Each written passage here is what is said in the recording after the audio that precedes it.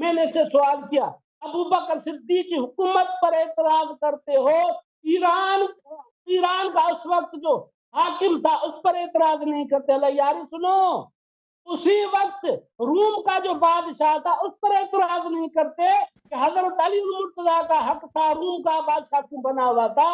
حضرت ابو بکر صدیق حاکم تھے، اس کے باوجود دنیا میں کتنے حکمران تھے، کسی کی حکومت پر ان کا اعتراض نہیں۔ ابو بکر صدیق پر اعتراض کیوں ہے؟ عمر فاروق پر اعتراض کیوں ہے؟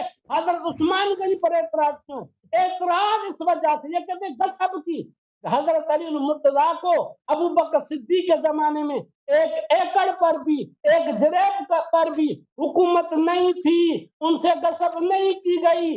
غصب کی گئی کن کی؟ یہودیوں کی حکومت، نصاروں کی حکومت، مشرکین کی حکومت، ان پر قبضہ کیا گیا، ان پر صحابہ کرام کی خلافت قائم ہوئی، وہی ان کی نسل اعتراض کرتی ہے کہ غصب کی